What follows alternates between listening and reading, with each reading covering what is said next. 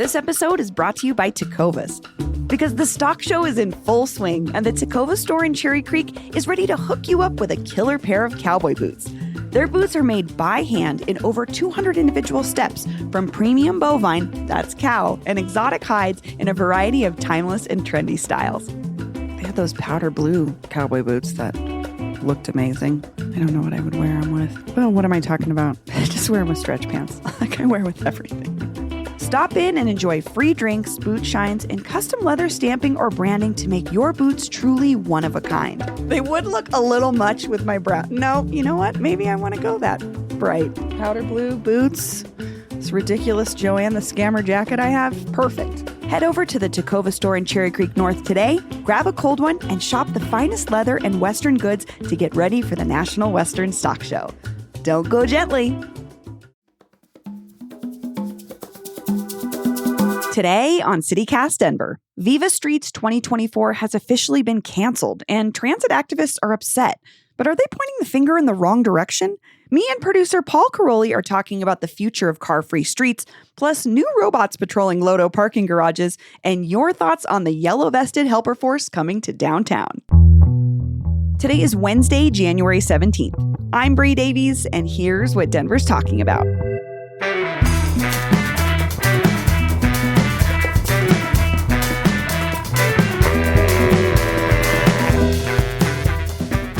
Hey, Paul. Hey, Bree. Are you still freezing? I don't remember ever being warm. Honestly, it's been so long. It's like there's a chill in my bones.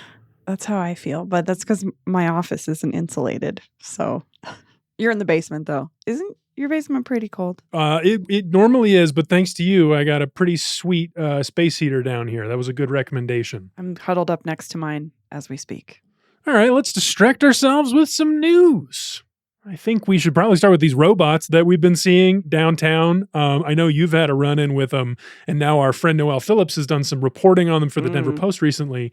What's happening? You know, it's so funny because reading this story, I was like, there's only 2 of these robots in parking lots downtown, in parking garages, and I happen to be in that parking garage every week. So I had seen this robot rolling around before Noelle had written about it. And I remember she came to be on our show and she parked in that same parking garage and came in to our show and was like, there's a robot patrolling this parking garage. And I was like, and you were like, I know him. He's cool. I call him Data because that's the robot I'm thinking of. No, actually their names are Lotimus Prime and Dave. There's 2. Which to me, I feel like those names are a little dated, maybe like Wally or Bender, or I don't know. But who's the famous robot? Exactly. Right now? Who's the robot that the Gen Z would know? I have no idea. I don't know. I was like trying to like rack my brain for popular culture references of the last 20 years involving robots. And like, I kind of couldn't think of one other than Wally. These 2 robots have been deployed by parking garage management companies to monitor the garages. And I'll be honest with you, when I first saw the sign, I saw the sign before I saw the robot that said robot crossing. I was like, oh, this is like funny vandalism. Somebody just stuck this sign up. And then I see the robot and I'm like, okay, it's a real robot. And what does it look like? It's so strange. It's like a bullet, you know, like it's hard to explain. It's like not quite the size of an average human height wise. It's pretty tall. I think it's tall enough so you can see it maybe in your rear view if you were backing out. So it's like fairly tall, just like a white sort of bullet shape. They're kind of nondescript. The thing that I noticed the most about them is they emit like ambient noise.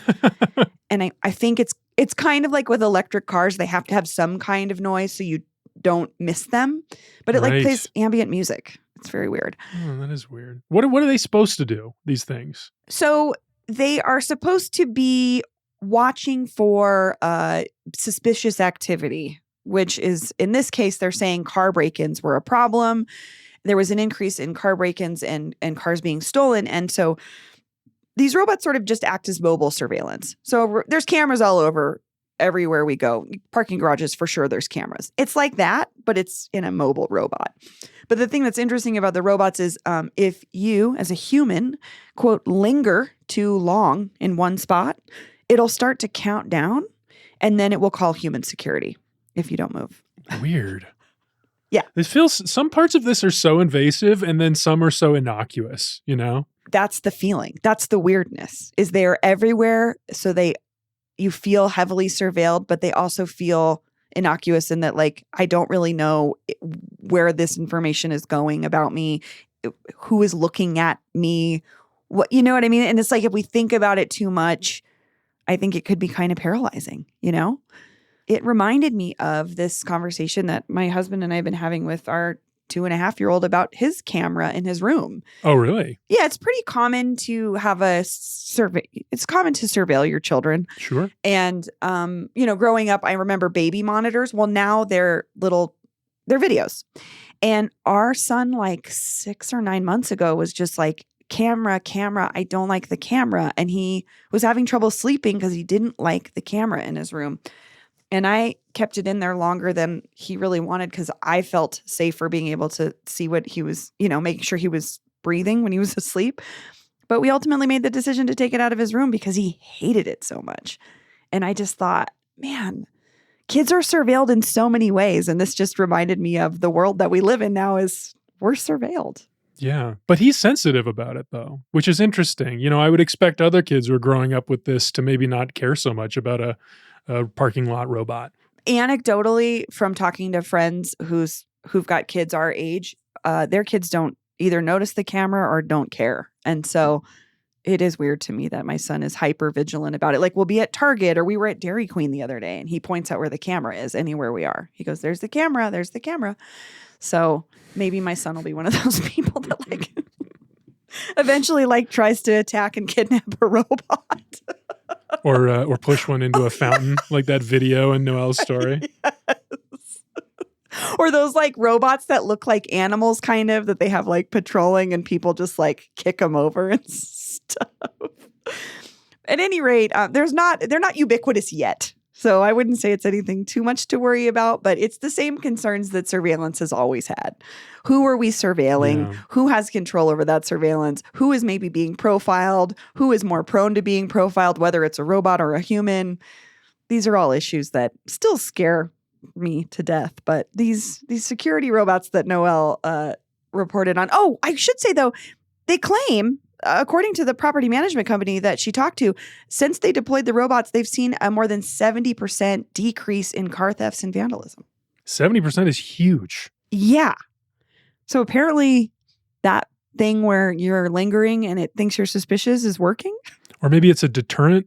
Yeah, maybe just it's just that extra awareness, oh, this parking lot is patrolled by a robot. That's not the parking lot I'm going to hit or whatever. But yeah. I don't know.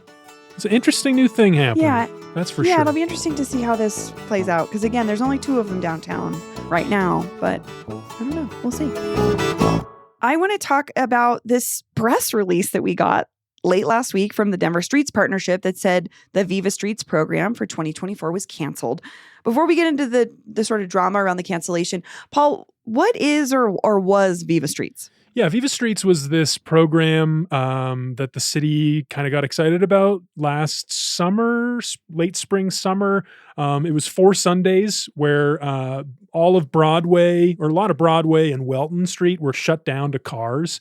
So the whole idea was modeled after this thing that's been going on in Bogota, Colombia since the 70s, which draws hundreds of thousands of people downtown to these car-free streets. Everybody celebrates, people set up shops, little kiosks, everyone, it's a big celebration.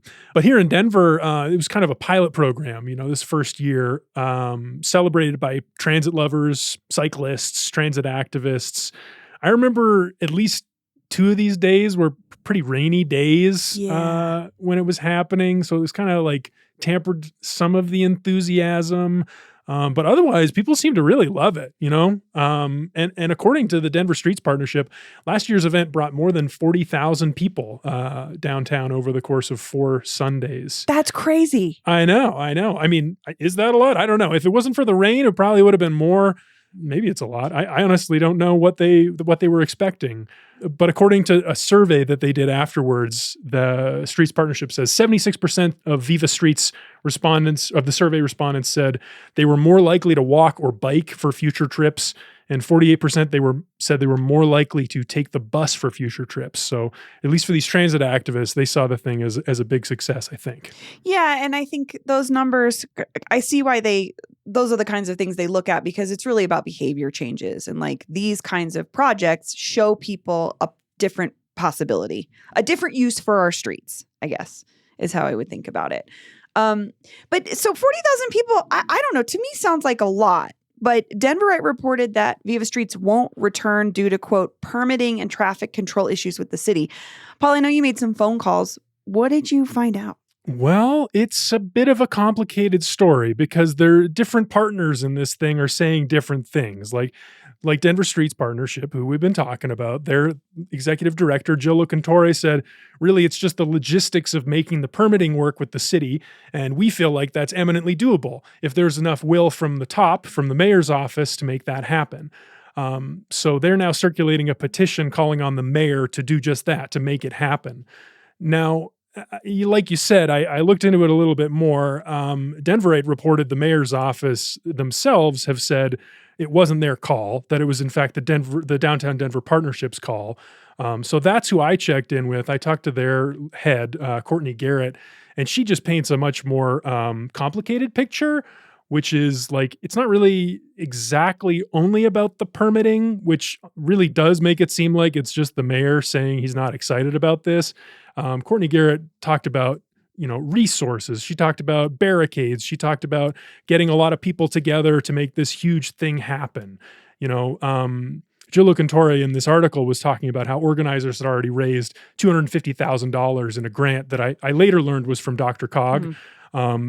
But according to Courtney Garrett, that would have only covered a fraction of the cost. Like she says that last year, the whole event for 4 days for 40,000 people out in these car-free streets, it cost $650,000. Interesting. Okay, because I thought that grant sounded big, right? $250,000 to do this shutdown of the streets. I guess. Yeah, and what are you even really paying for? It's more like the absence of something. But yeah, Courtney Garrett says it's like, if you're closing streets, you need police. They hired off-duty police for security. You needed the transportation and infrastructure department and like safety protocols. And it's this huge project, it's all the way up and down these two big streets. So getting people excited, getting people involved, it's just a giant project. Yeah, it's definitely more than just like when a street gets shut down for a neighborhood festival, which is something that the city encourages and has programs to do. I think every summer I go to a festival like that where it's, just like a neighborhood celebration and they shut down one street versus like two pretty major streets that run through the city's core. I can see that being a much bigger lift. Also, the conversations around like which businesses benefit and which ones maybe see a drop in sales and all these other things they have to be accountable for. Do we know? I know that this is kind of landed on the Downtown Denver Partnership's shoulders, but do we know how the mayor feels about transit?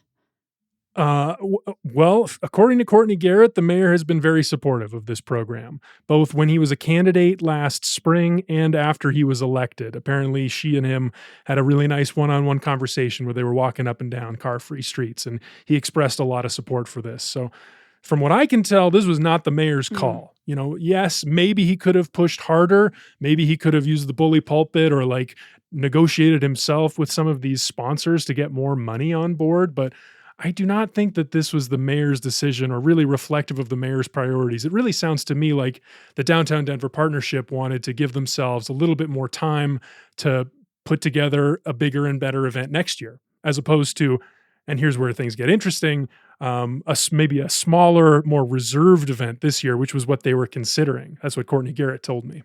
And they're considering it. We don't know if that's actually going to happen or not. No, I don't think they're going to do it. Okay. I don't think they're going to do it. This is something they were talking about before the cancellation. They've canceled it for this year. They're resetting and going to try to drum up in excitement again for next year.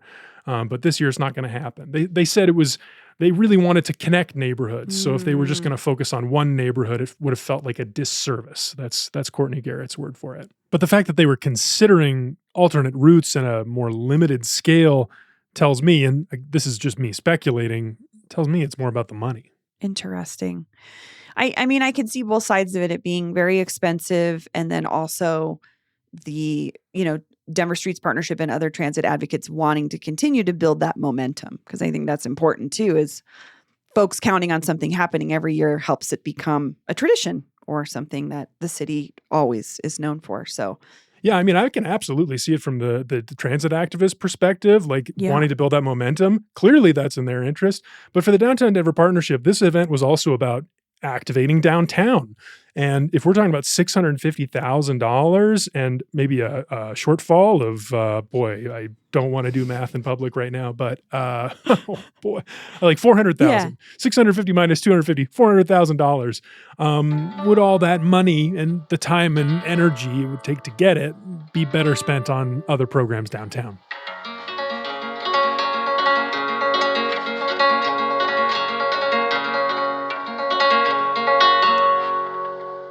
Well, as always, we love hearing from you, our brilliant and hilarious listeners, about the things that you care about. So this time we got a couple of responses to our conversation from last Friday about Denver's new public-private downtown ambassadors program. And this was specifically about something we talked about quite a bit, which was their outfits, these yellow vests. Hello, good morning. This is Bailey Rose, your friendly and highly critical fashion activist. And Justine asked how much did those vests cost? And I can surely confidently say not enough. And Paul, you mentioned that, they went with Cotopaxi based out of Salt Lake City instead of VF Corp. But, it's mostly white males who are in those executive offices and women garment workers in countries of color that actually do the garment work. And fashion is so overproduced and overconsumed that the correct way to go about identifying workers, if they wanted to do that, would be to employ local garment workers, upcycling already overproduced and overconsumed textiles to whatever their desire is. Blanks and merch and swag are never cool. Overproduction and overconsumption is never cool. So just a reminder, and Paul, you also well know that all that fashion is made out of fossil fuels, so none of it's actually local or sustainable. Have a great time. Hi, Bailey Rose. Hi, Bailey. Thanks for calling in. Yeah, this is a great take. I think it's just underlying any conversation we have about consumption and production is who's making the decisions and then who's ultimately making those products. And I think that was an excellent point on her part, is what's really local, right? I mean, Melanzana, maybe in Leadville, they're like I think they actually make their garments there, but is Cotopaxi doing that here? Is North Face doing that here? Probably not. Yeah, I don't know. To answer a couple of Bailey's specific questions, how much do these things cost? She says not enough. I did check the Cotopaxi website. They cost about $82 for a vest like this. But then while I was on their website, I learned a little bit about their sustainability practices. And I gotta give some credit here. I did not know Cotopaxi actually does seem to prioritize this, although all these brands say this. Mm-hmm.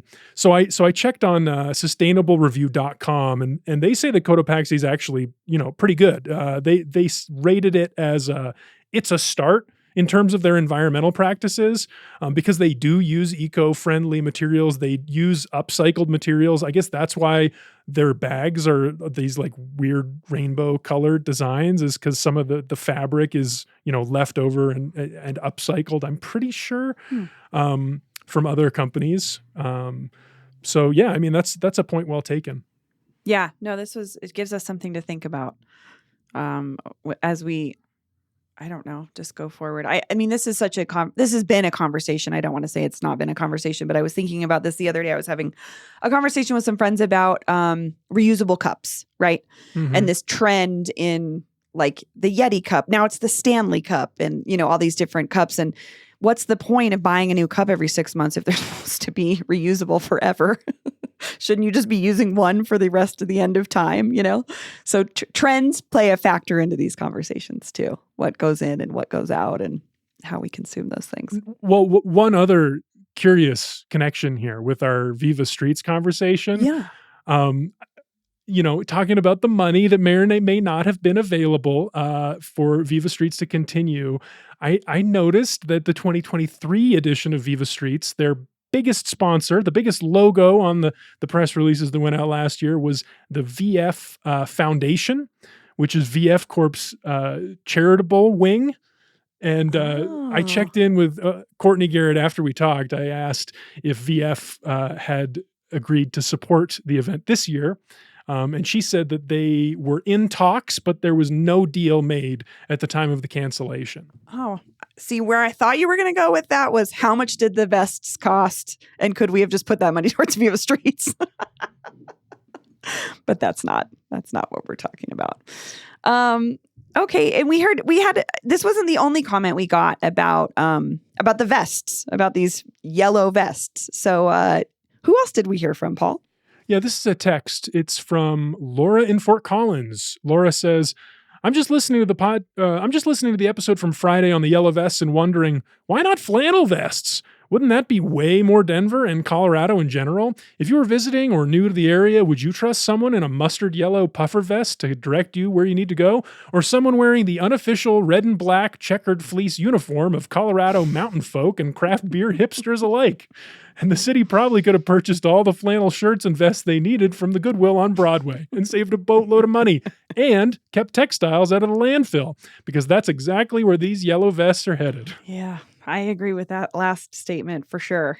This feels like they're not going to last long, but I don't know. What did you think about that characterization of the idea of flannel, Paul?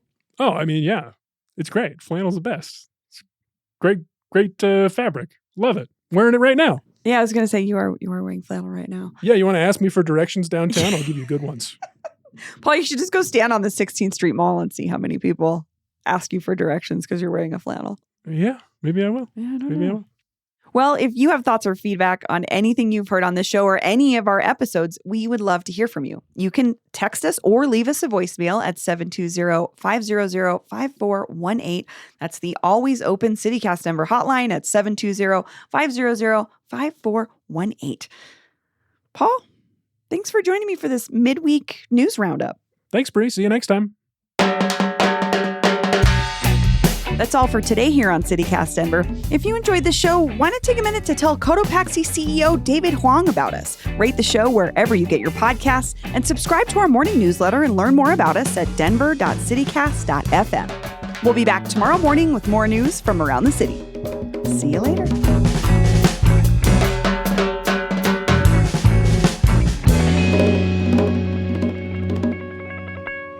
I just saw a documentary this weekend about the East Bay punk scene called Turn It Around. And it was a great, phenomenal documentary. But what was really interesting was the end of it is sort of this end conversation about DIY and the venue that Green Day came out of basically instituted a no major labels policy after they got signed and they weren't allowed to play their own venue anymore, like the DIY venue they grew up in.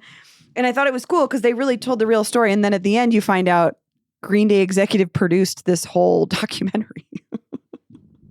It was cool. Great documentary. Free on YouTube.